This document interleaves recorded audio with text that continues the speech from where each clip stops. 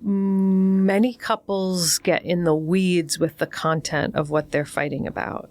It's never about the dishes or the garbage. Yeah. It's about underlying attachment needs.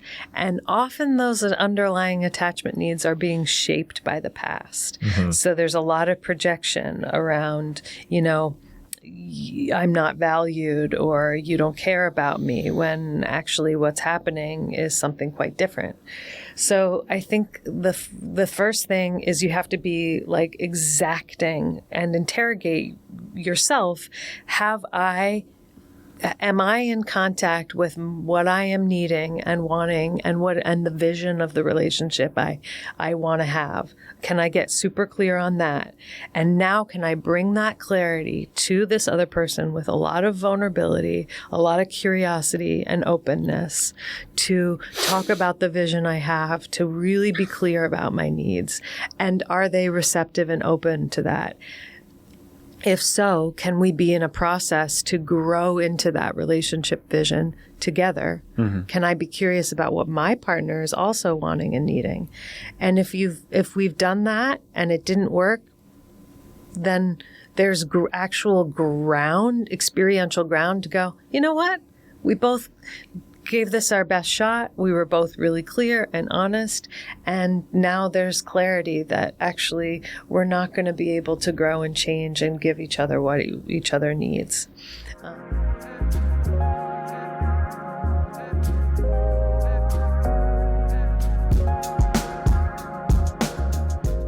Welcome everyone to another episode of Under the Hood Talk.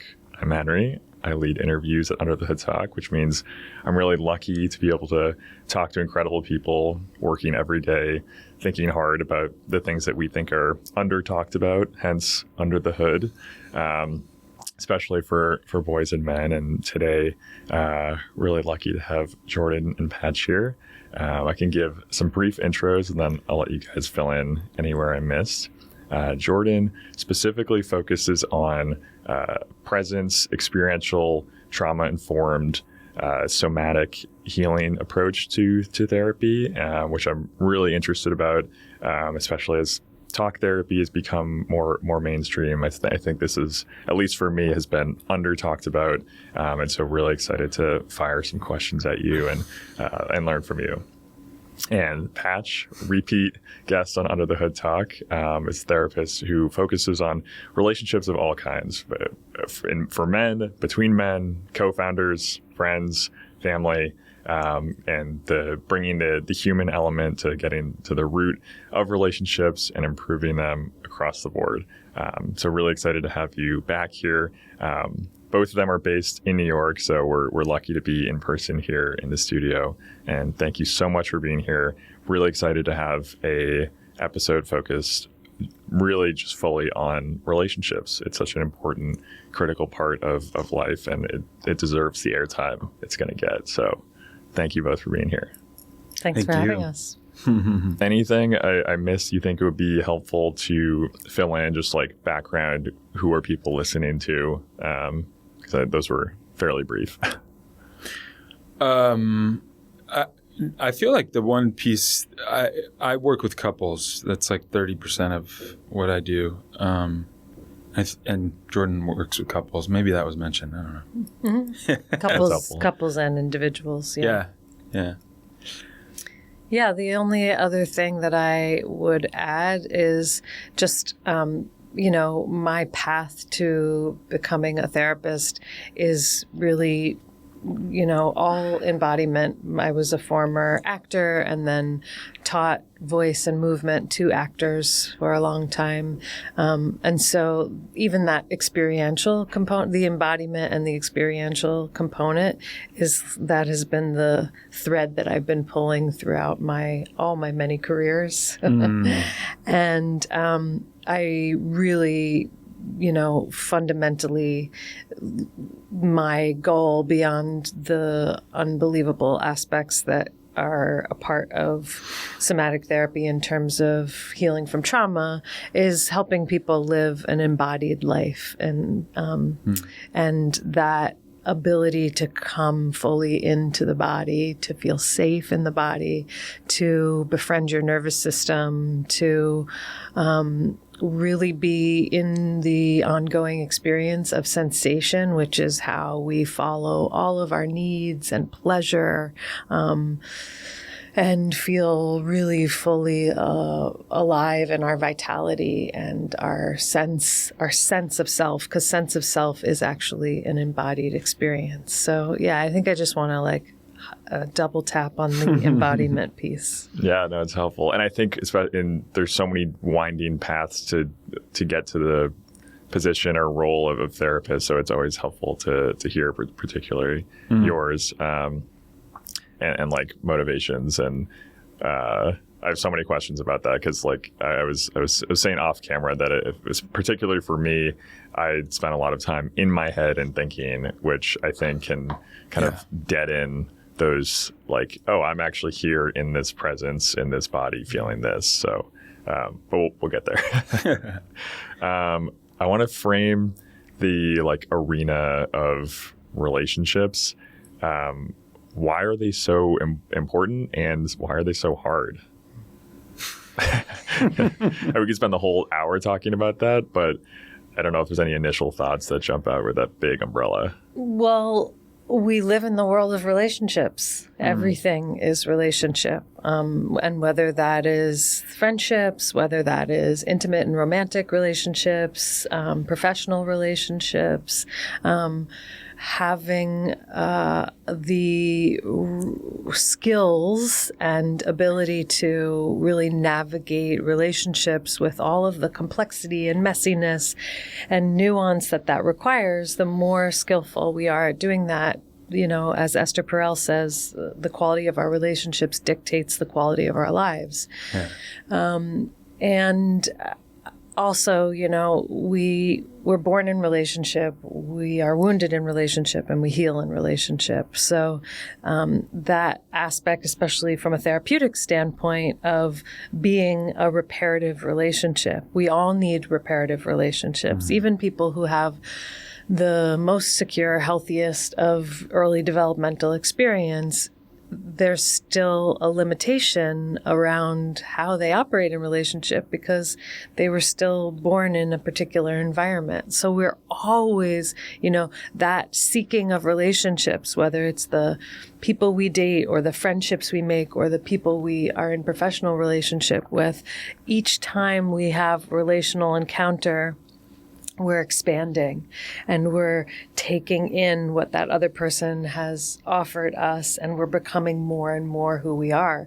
And that is a lifelong process. Yeah.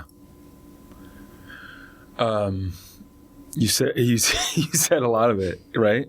But you know, just touching on the human element, and it's not just human, right? It's animal as well, but human primates specifically are born uniquely helpless in that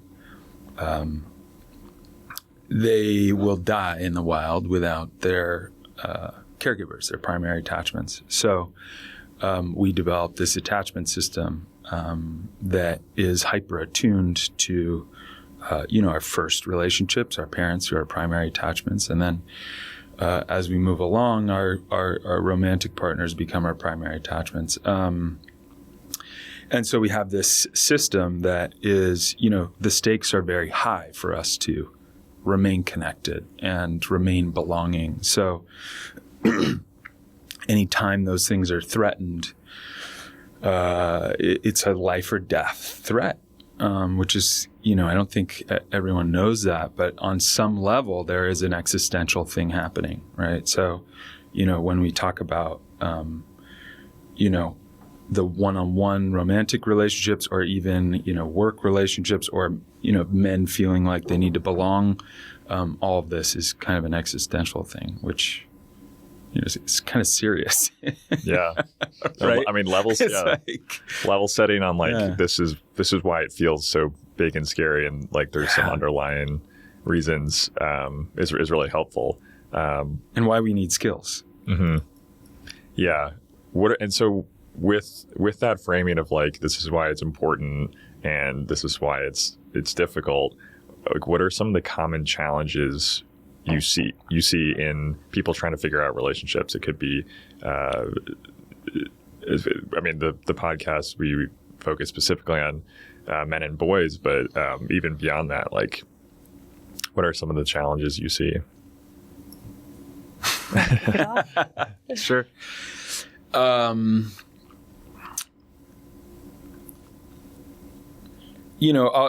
guess I'll just talk about, I'd say the broadest challenge, and also the one word that describes secure attachment is attunement, right? And attunement basically just means like tuning into your audience, and also into yourself. So what's happening inside me, what's happening with this person. So the most obvious example is like someone is talking at you, right? And you feel that disconnection. You don't feel like they're connecting with you. And really maybe they're just anxious, but they're not attuning to you, and maybe they're not even attuning to themselves. So I would say on a broad level, it has to do with attunement. And to use kind of like the Gottman's 4 horsemen, like 4 ways people commonly misattune. Well,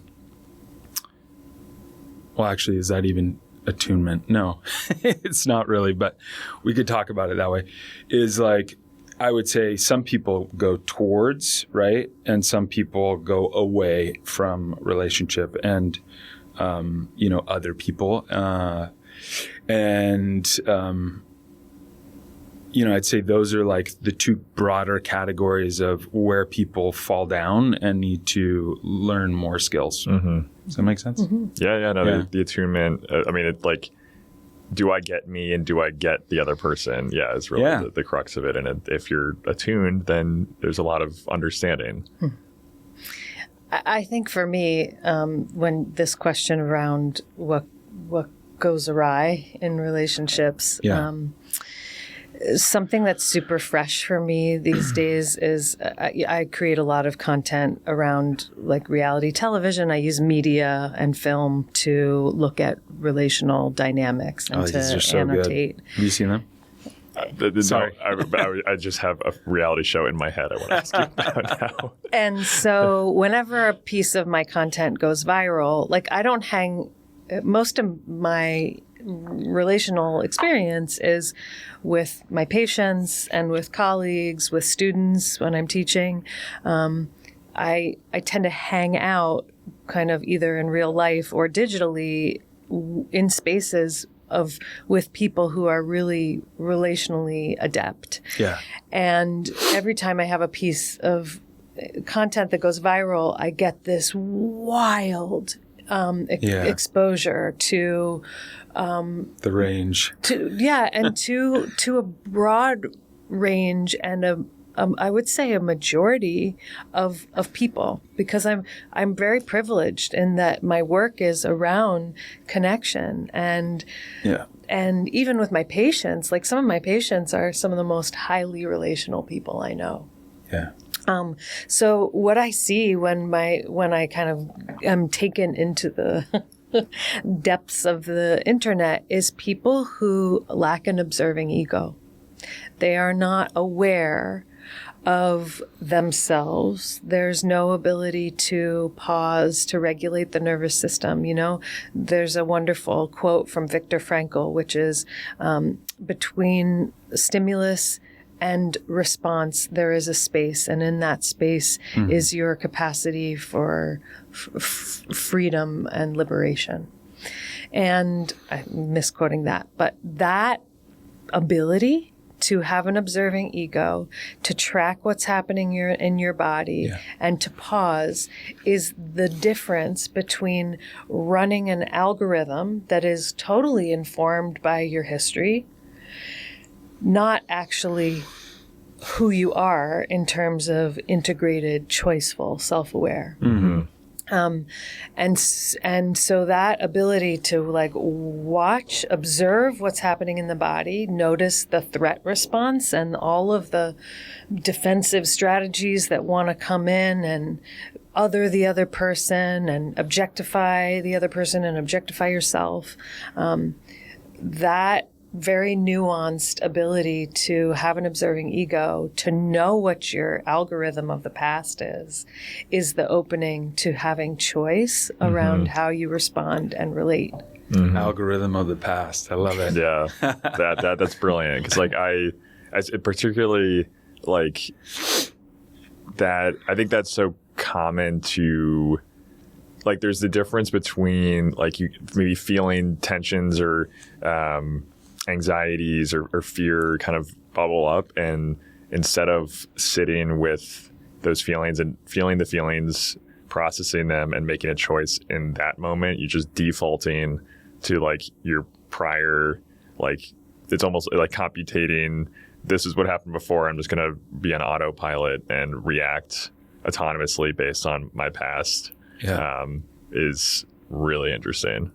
Yeah, because all disconnection comes from some threat response.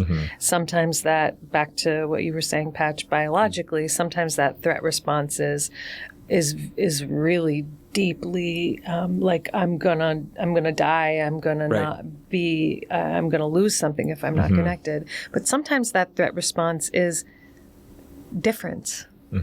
Yeah. Someone having, and this is why I'm really concerned culturally about polarization, is like, actually difference is the ground for intimacy. And there's a way in which I think our culture has increasingly become very uncomfortable with, or been able to differentiate between, difference, that's you, you think differently. Let me notice my experience about that. And can I be aware of that and stay curious and stay in connection as I encounter your difference? But culturally, what we've seen, and technology hasn't helped, is actually othering is now the norm. Not, I'm interested in what your difference brings up, but like, I'm going to annihilate you and attack you for having difference. And that's really, really the crux of intimacy, is staying in the crucible of connection while you're feeling difference. Yeah, it's like staying in the pocket of being curious instead of running away. And it's like capacity building instead of just like, this either works or it doesn't. Like, I think relationships, when you're only looking for similarity, are really brittle, because like you either find the similarity or you don't, and you probably won't find your one-to-one, whatever that may be. And like you said, the differences is what breeds the connection and intimacy. The other theme I want to touch on, because you talked about like media and the landscape, like relationships don't happen in a vacuum of just two people alone in a room. It's connected to the cultural consciousness. So there's some pieces of, like, I would say modern dating I want to touch on, because I think they trigger, like, everyone has a thought of what is connected to maybe things they see on reality TV as like you're digesting relationships, like consuming it. And then there's like memes and lingo, like the ick and like early dating. So how are we digesting and learning those things about relationships? Are some of them like worthwhile and helpful, or some harmful? Yeah. What do you think? I mean, it's funny. I don't want to like paint a broad brush, but I feel like it actually ties into what we were just talking about, right? Which is the kind of binary, kind of othering polarization conversation, because I don't think that there's, when we talk about the ick or anything, right, that we're, another expression that I hear a lot is like, if it's not a fuck yes, it's a no. And again, that's like polarizing, right? Mm-hmm. That's either or, that's black and white. Or they would if they wanted to.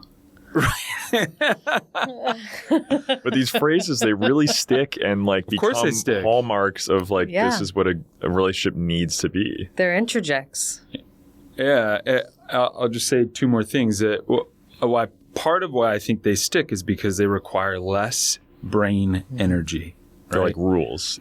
Yeah, exactly. So like our amygdala kind of operates in this black and white either or. It moves fast. It expends less energy.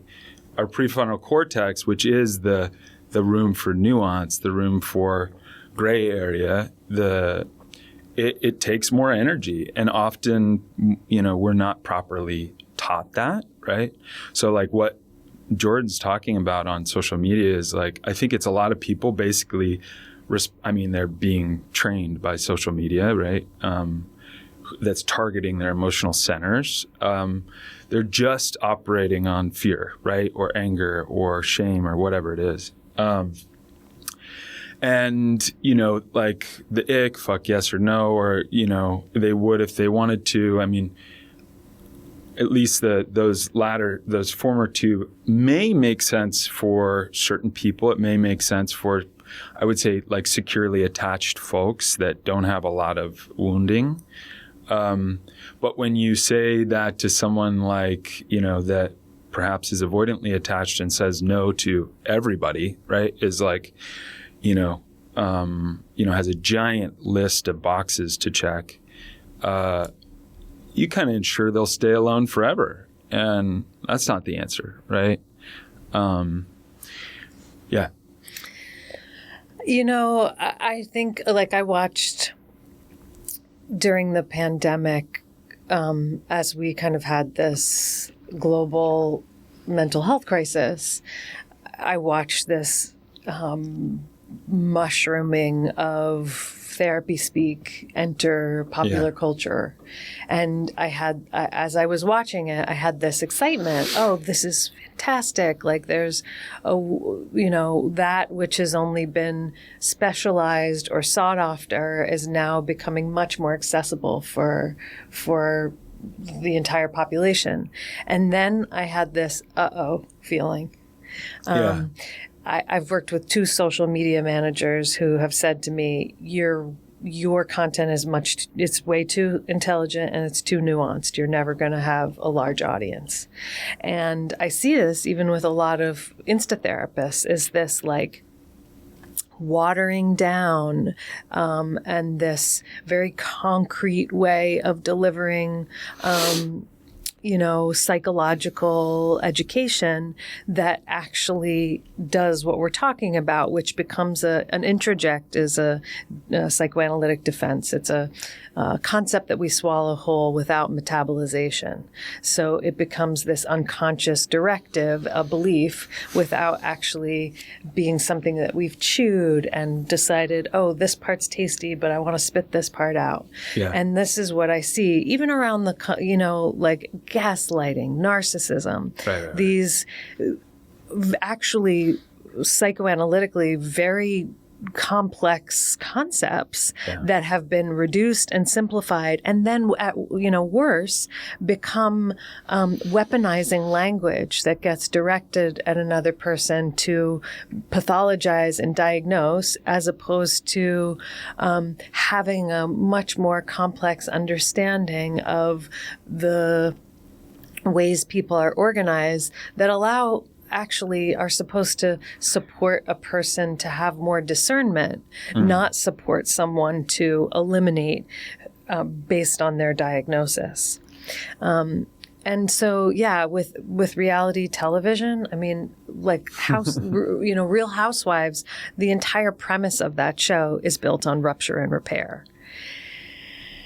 And sometimes I think they model it okay. But a lot of times what we're seeing is this scripted, acceleration of really problematic conflict, and then these ways that repair either happen or don't happen that actually lacks all of the nuance that's required for rupture and repair, which actually rupture and repair and that capacity to notice moments of misattunements and find each other's nervous system, come back to safety, that over time, it's like, that's what strengthens a bond and builds trust and actually builds capacity for actually more complex conflict to happen, because conflict is super hot when you do it well.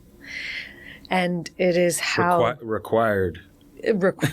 Yeah. And it is so like when my husband and I, we've worked really hard to have healthy conflict. And when we do it now, it feels like some of the most alive moments for me in my life, where I'm just like, I feel so fully myself. I feel so present. I feel so embodied, and I feel him.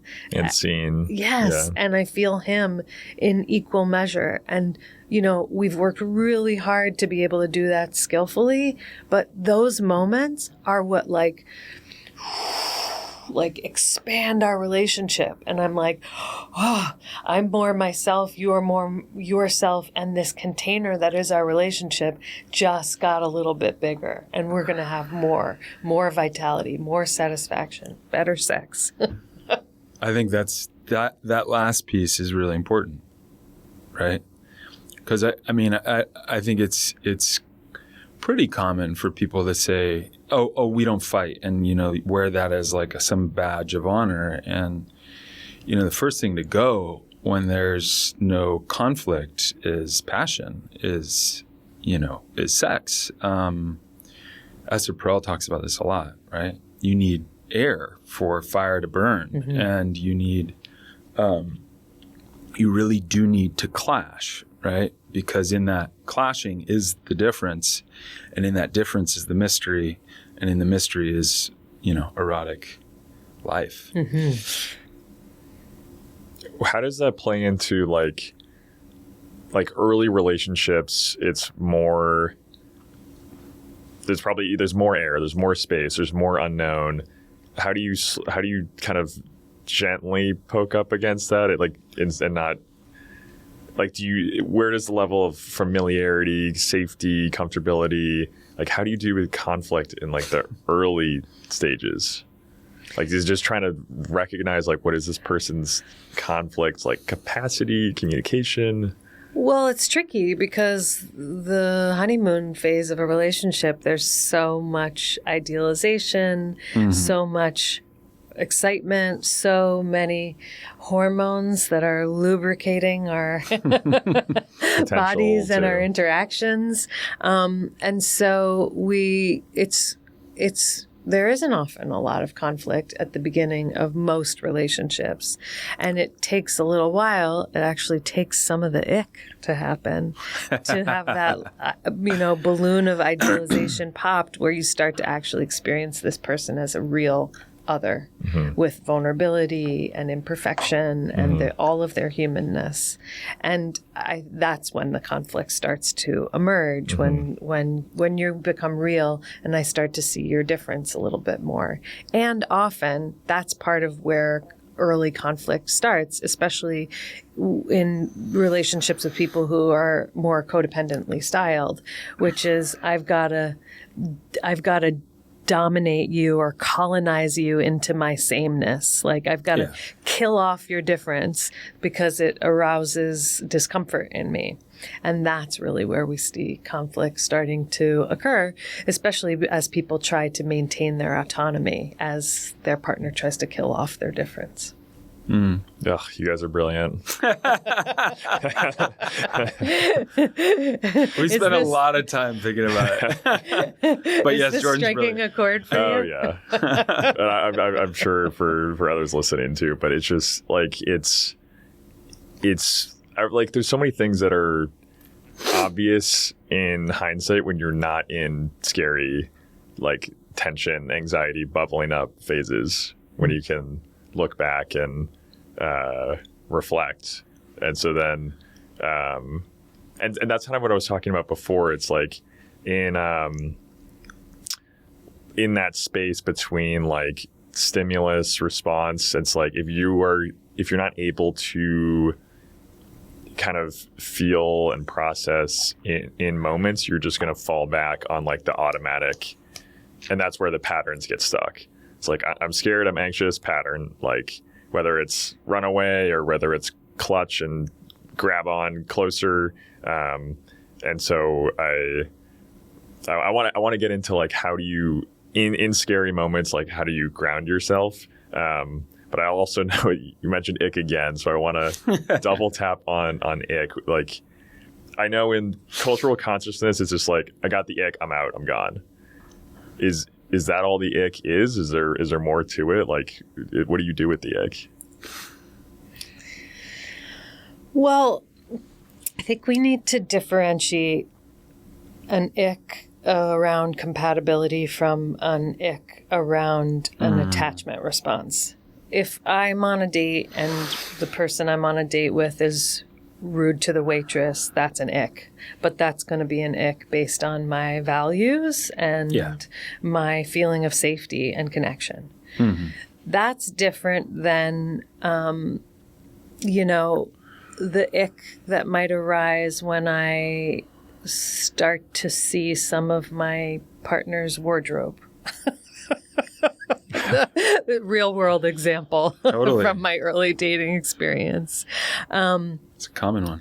And that ick there is more of a, I would say, like a deactivation strategy of there's some feeling of discomfort, which ultimately, again, comes back to this kind of symbiotic versus differentiated standpoint, which is when we partner with someone, you become part of my self system. And so who you are, your presentation in the world is a reflection on me. And so some of that ick is around my feeling of discomfort, but also what's disowned in me. So I would never think of myself as not fashionable. And so that ick has much more to do with a disowned part of myself, with a feeling of discomfort of the feelings that are arising, and a lack of capacity for differentiation. Yeah. I mean, she said it, and I'll just kind of elaborate on that. So, for example, fashion, right? Or like your partner's wardrobe. Why is that part disowned? Right. And very often what you can uncover is, it was something that was shamed in me or shamed in my family, my culture.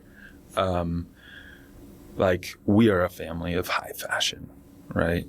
And so if you do not kind of blend with that family system and that cultural mandate, it threatens your love, safety, and belonging. So that back to the attachment system, ick, like that is, it's about belonging. So you're shaming it in the other person, but it places you potentially above them, right? It's, the othering process. And, that comes up a lot. It's come up for me, for sure. Mm-hmm. And I've felt it towards me in relationships as well. That's super helpful because I mean, it's like levels. Like I've only understood at level 1. It's like, ick, it's just something you don't like. But it's not just something you don't like. It's something that you don't want to be perceived upon you. And like, that's the level for why it's an ick. Mm-hmm. Again, brilliant. Yeah. And I really appreciate how you're framing that it's a threat response ultimately. And, again, in terms of the back of the brain, all of this stuff, which is super pre-reflective, that, as you were even saying, like that, as soon as the amygdala gets triggered, there's this cascade of response that just happens unconsciously. And the ick can happen around things that are so, like, this is around somatic misattunement. It's like tone of voice, rhythm, smell, these things that are like so deep in the back of the brain. And what I think the thing that people really have to do is actually again, back to this, like hanging out past the reaction, being curious enough to go, whoa, I'm having a response here. Yeah. What is that about? Can I stay curious? Can I really be in a process of inquiry with myself to understand what is occurring as opposed to acting on it? Mm-hmm. I mean, especially if we just bring in, like the ick happens a lot with very anxious or avoidant individuals who encounter security. Like the ick can actually happen when someone is being predictable, regulated, which they experience as boring. And actually being able to be curious about that and to be able to be like, oh, wow, why do I think this is boring? Oh, my past is chaotic, and I understand that as attraction and familiarity. Yeah. But can I stay here and see what else is available beyond the ick? I've never been so gently called in before. Brilliant. Yeah, just one thing, and it's kind of like all of this is gelling perfectly, but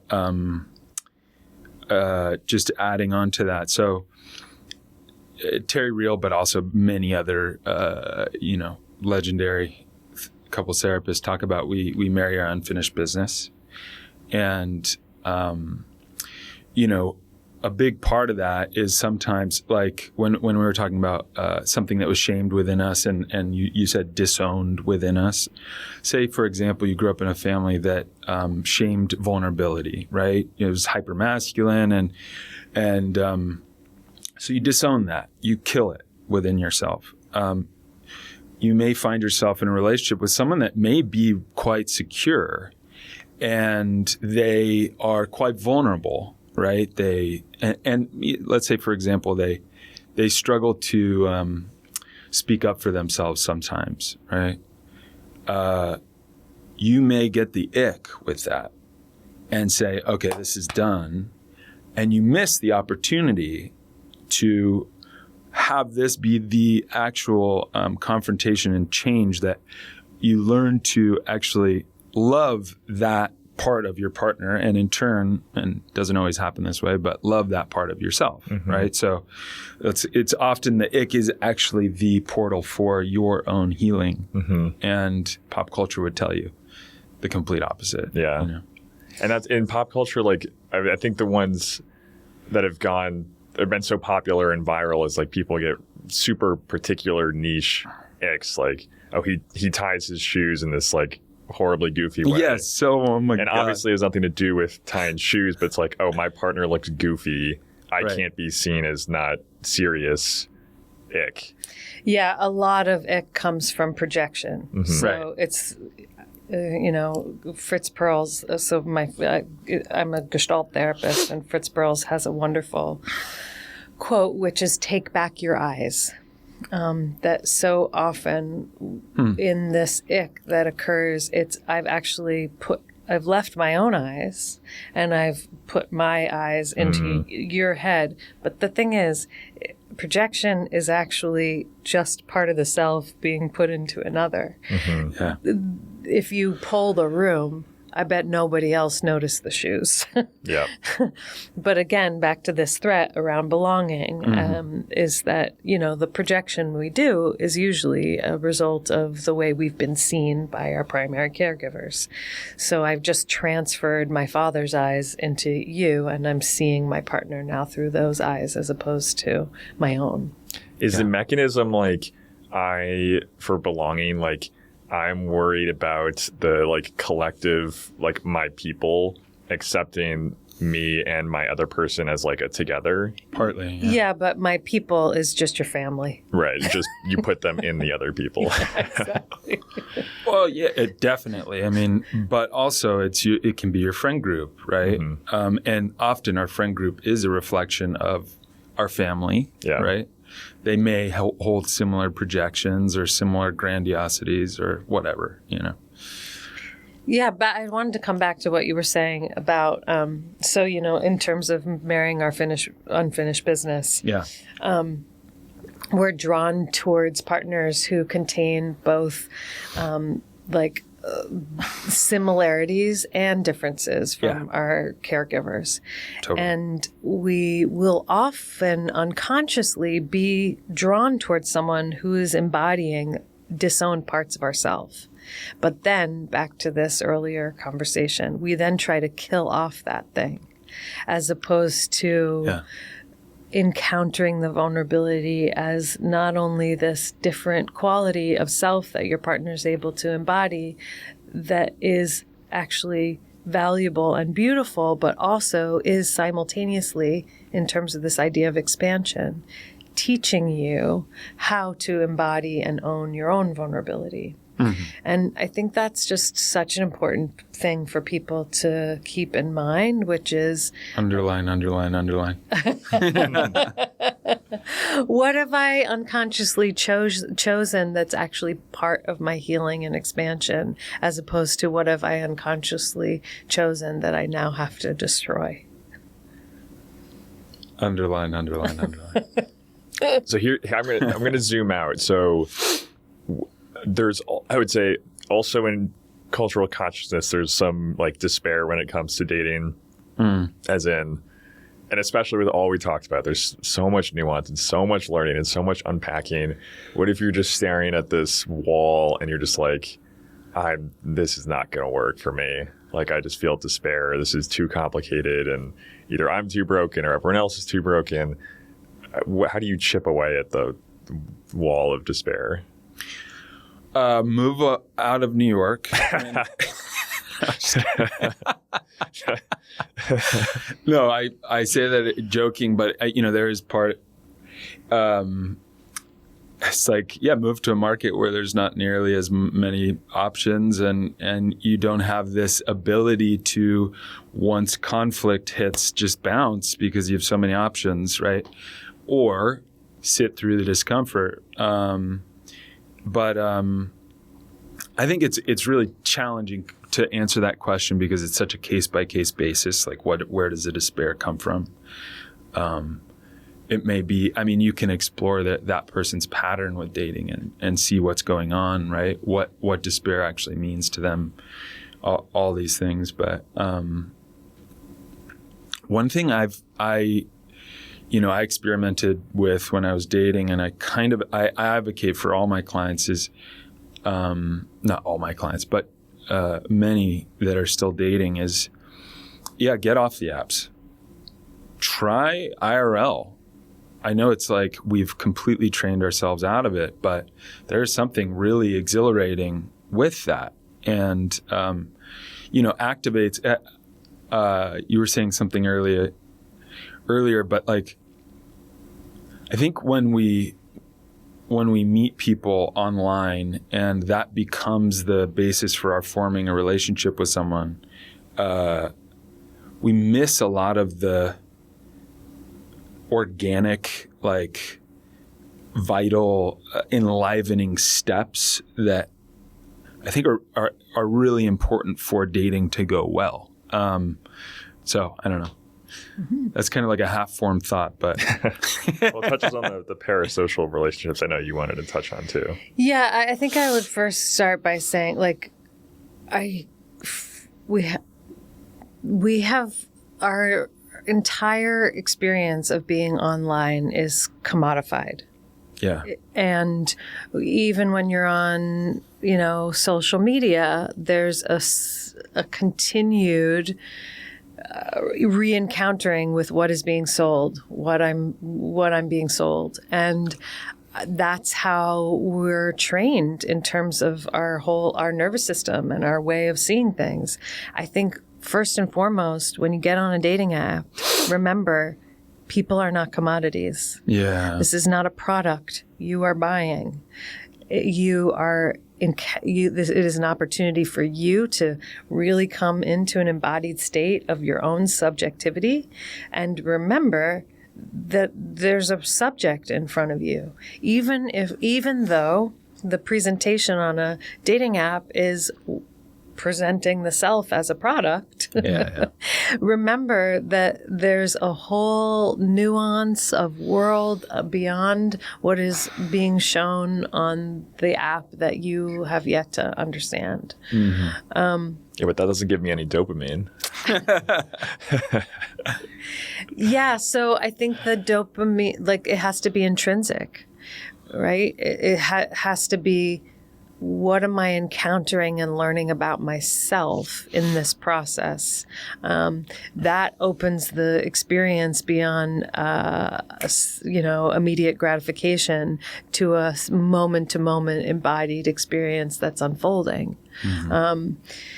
I think the other thing that we have to kind of just name is what we were talking about, parasocial dating, which is this phenomenon inside of the increasing loneliness that people are experiencing, which is as soon as you match with someone, I'm texting you, good morning, how was your day? Did you sleep well? Like, no, do not do that.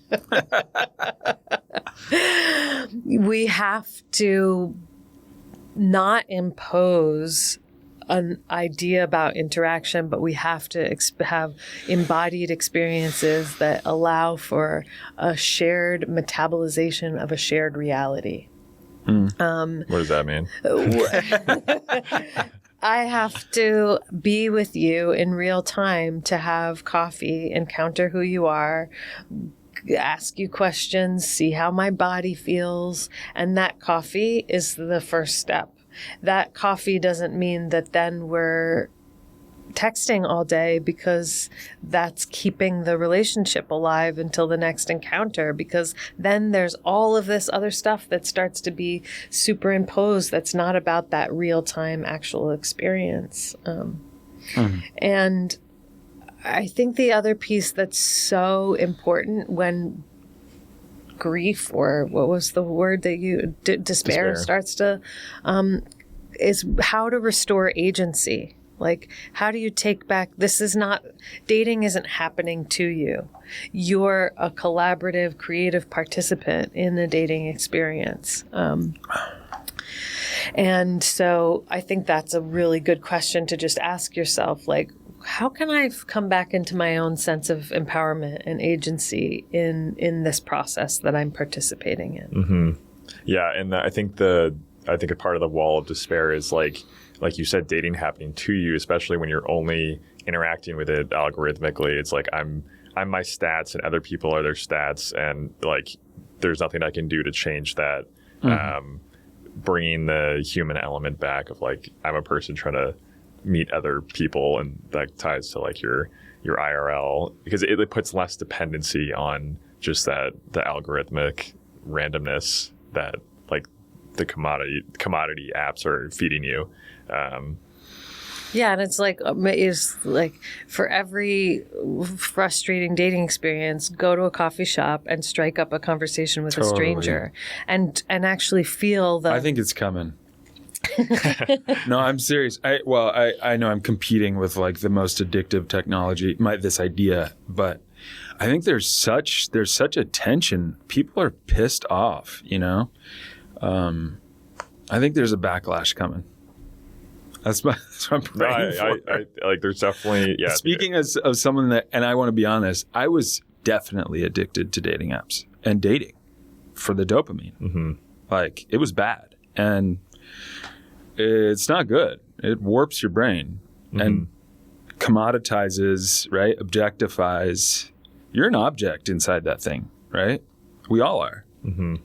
I mean, it's positioned as like a marketplace where, like you said, it's a goal to attain, and a goal is something that's like idealized, and when you attain it, then you will be happy, and that foregoes all of the work and like capacity building that has to happen in like the reality of the differences. Yeah, and like I just went to this random dinner that this guy produces where he brings 20 people together a month, and I showed up at this dinner, and which I thought was a good idea at the time, and I showed up and I was so socially awkward and didn't know how to stand and didn't know what to do with my hands, and just feeling all of that. When I think of myself as someone who's really relationally competent, I was like, wow, this is so important for me to feel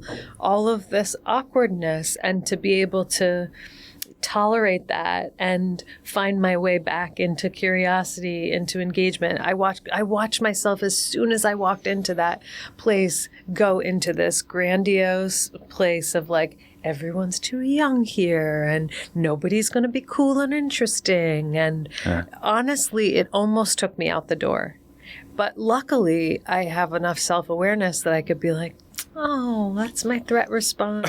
Oh, grandiosity here. And by the end of this 3 to 4 hour dinner, we were going around the table in deep conversation. Many people at the table, cried as they were sharing. And it was one of the most vulnerable, tender experiences at the end of the night. And I just sat there going, wow, yeah, this is what happens when you have enough capacity to hang out past the discomfort into connection, is you have an experience of connection. And by the way, lots of dopamine and lots of serotonin in what you just described.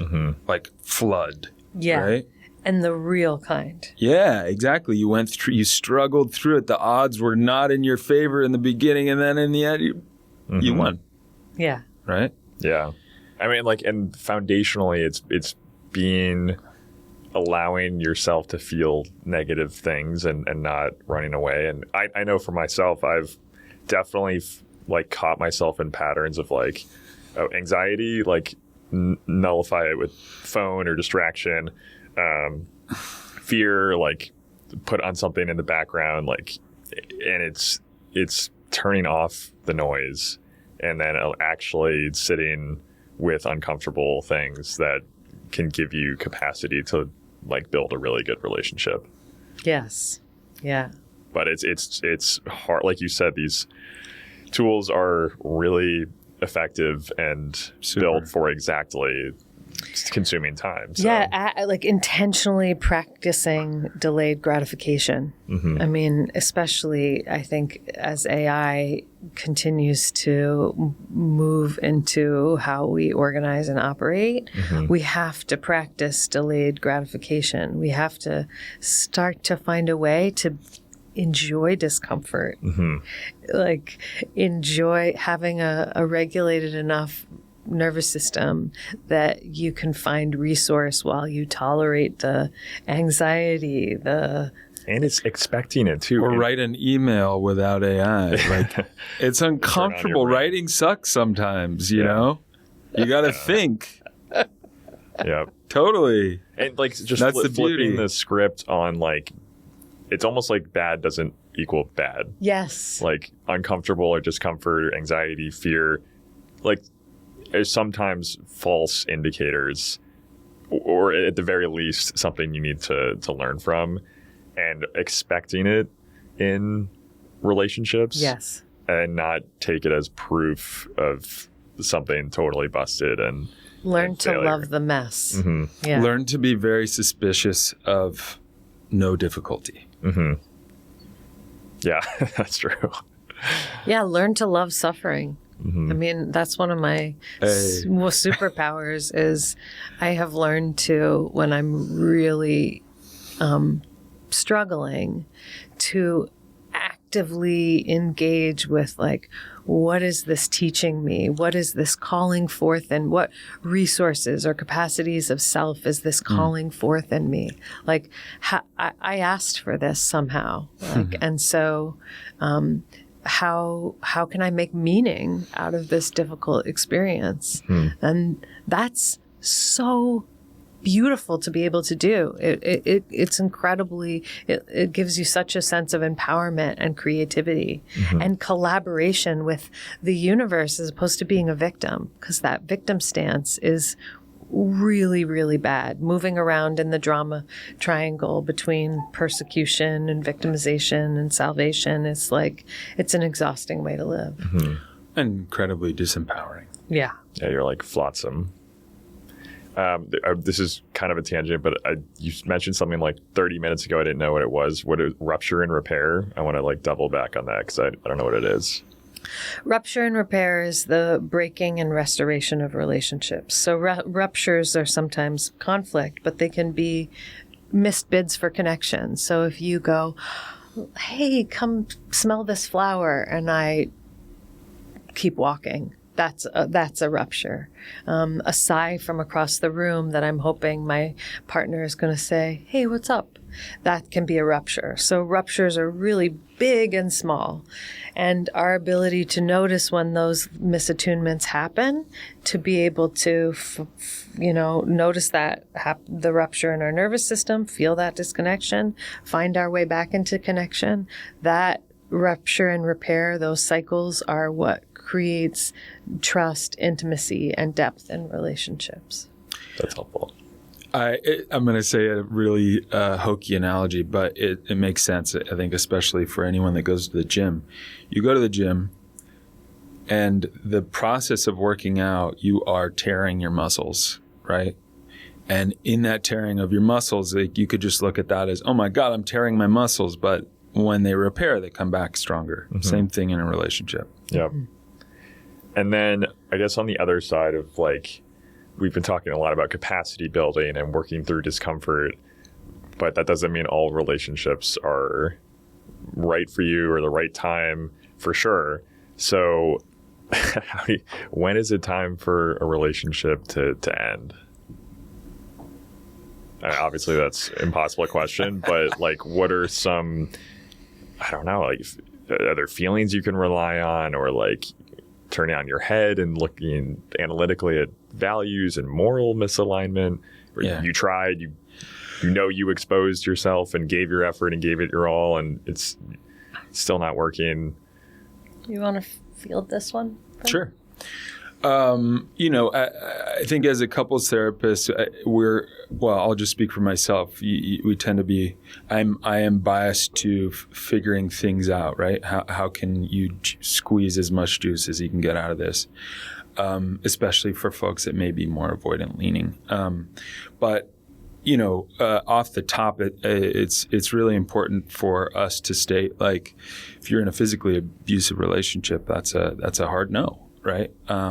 That's a time, it's obviously it's that person's choice to make, but, I think some other things that are workable, but I think are important questions to ask oneself is like, do our visions align? Right. And do we have compatible value sets? I think those are the three biggest ones that I'm looking at. That I help people sort through. The rest is kind of workable, and I think a lot of it depends on life stage, right? Where you're at, but I am constantly looking for the juice to squeeze, right? Often, I'll just use an example of like someone, a conflict avoidant person, right? May find they have a partner that is very okay with conflict and is constantly bringing up their stuff, and they just want to get out of that relationship because it's too unbearable for them. The relationship may be over for them. They may have decided that, and there is still a lot of opportunity there to learn how to stand up for themselves, right, in that relationship. Now, not abusive. So is there juice to squeeze? Yeah. I think, should I stay or should I go? Yeah. Good song written about that. I think, maybe I'll kind of weave it into this other question you asked about, like, when is a good time to go to couples therapy? Sooner. The Gottmans talk about couples come to couples therapy 7 years too late. As like, I love working with couples who are in the very early stages of their relationship, who just want to like set up healthy practices and deepen their capacity for attunement and communication, who are motivated to understand each other's histories and how they show up in the present with one another. I think what I think is so important is that a lot of couples really avoid difficult conversations. And so they leave the relationships on presuppositions and avoidance of actually communicating about the things that they really wanted with one another. Conflict. I think another thing that's really important is that many couples get in the weeds with the content of what they're fighting about. It's never about the dishes or the garbage. Yeah. It's about underlying attachment needs.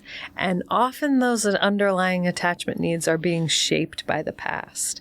So there's a lot of projection around, I'm not valued or you don't care about me, when actually what's happening is something quite different. So I think the first thing is you have to be like exacting and interrogate yourself. Am I in contact with what I am needing and wanting and the vision of the relationship I want to have? Can I get super clear on that? And now can I bring that clarity to this other person with a lot of vulnerability, a lot of curiosity and openness to talk about the vision I have, to really be clear about my needs? And are they receptive and open to that? If so, can we be in a process to grow into that relationship vision together? Can I be curious about what my partner is also wanting and needing? And if we've done that and it didn't work, then there's actual experiential ground to go, you know what? We both gave this our best shot. We were both really clear and honest.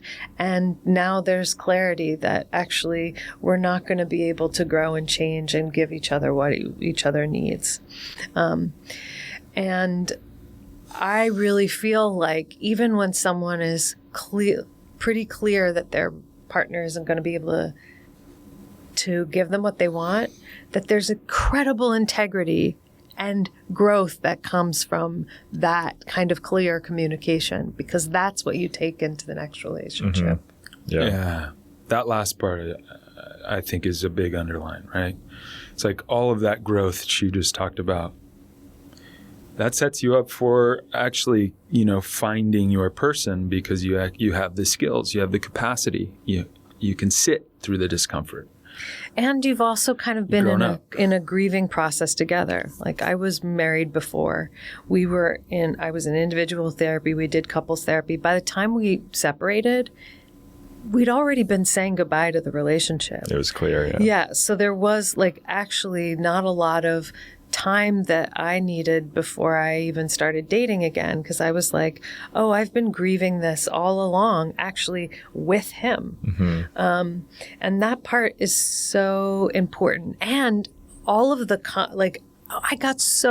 I'm so grateful for my divorce, because it really showed me who I was, what I needed to work on, what I was willing to compromise and what I wasn't, which all of that led me so much more clearly to being clear about who I wanted to choose next. And also, as those patterns came up, I was already like, this is me. This is my stuff. This is what I need to work on. Yeah.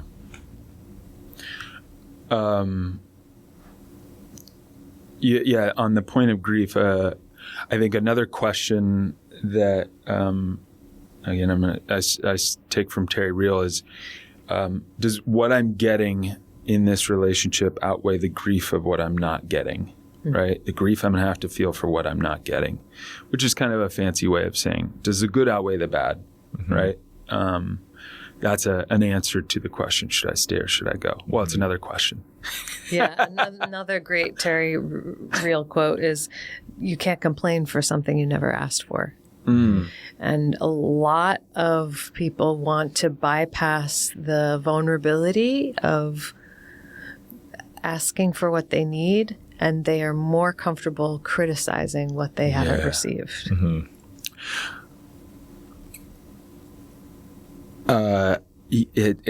I thought of it when you were talking earlier, but you were talking about gaining the courage to actually speak up, name what you want. I'm sure a lot of people can relate, especially avoidant leaning folks, that some of the deepest, most powerful conversations they ever had with their partners that they may have broken up with was after they broke up. They broke up and all of this content came out, and then you're like, oh my God, right? It's finally safe enough for that person to share. Mm-hmm. And what a tragedy. What a fucking tragedy, Mm-hmm. Yeah. No, I a couple things I'm digesting from that is like, I mean, I know it's not good to parse into rules, but when you were talking about like leaving or ending a relationship, I think an indicator that it might be helpful to be suspicious of is if it feels like a surprise or it feels really scary or dramatic in the breakup. Maybe you have not fought for it hard enough or named or had any of the conversations that are the ground for ending it. Right. And it's like, and that those threats are like a running away instead of a problem solving. And if you haven't done the problem solving, then you can't really be sure there's more there that would be turn the good outweigh the bad. Right. So then I'm just going to go to the next person I date with the same fantasy of omnipotent deliverance of all of my attachment needs to be met. Yes. I think we may need an episode 2. This is fun. It's so fun. And I think we got through like half the questions.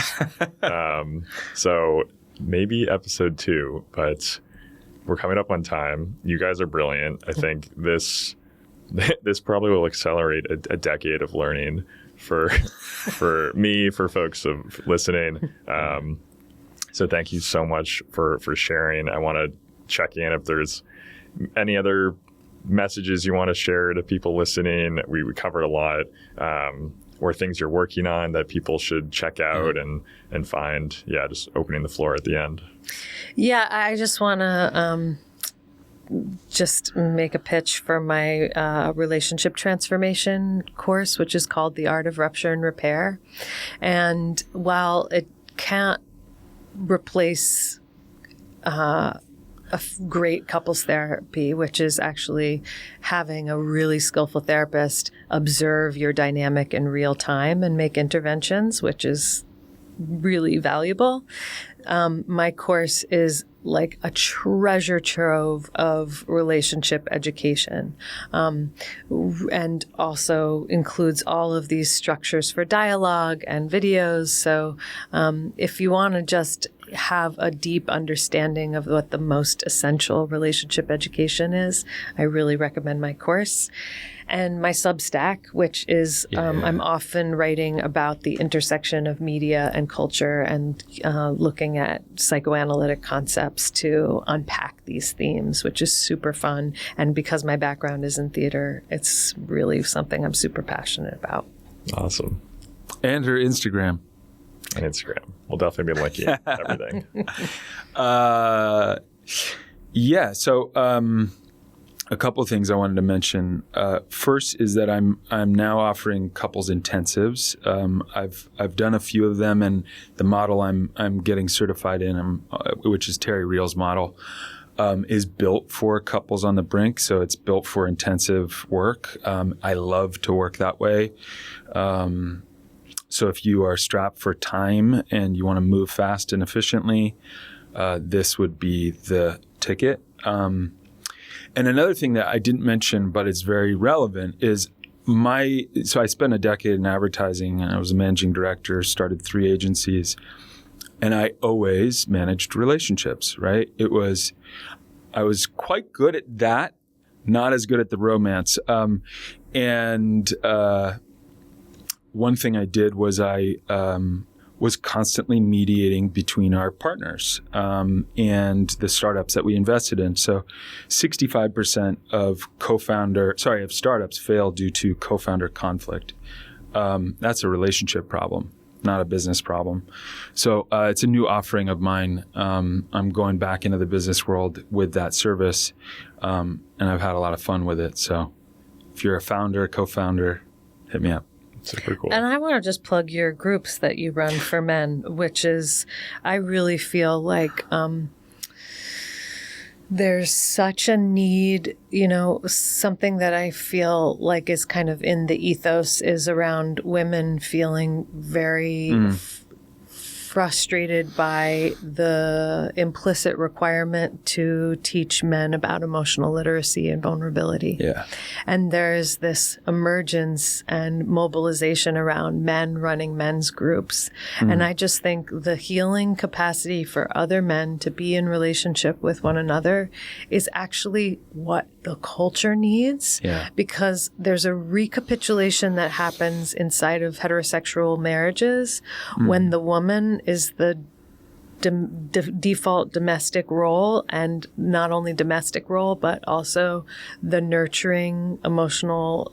There's a recapitulation of that as the maternal role. Yeah.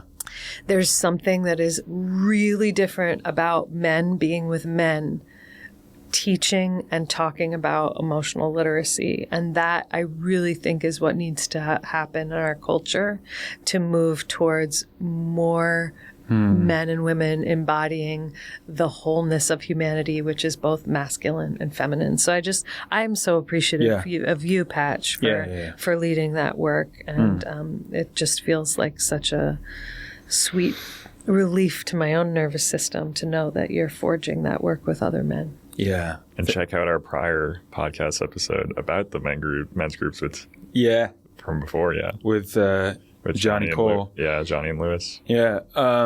Thank you for mentioning that. And it's true. That was kind of my foray into therapy. I was in a men's therapy group, and, it changed my life, inspired me to become a therapist. It's actually part of our early connection was Mike Sagoon, who I met through Everyman.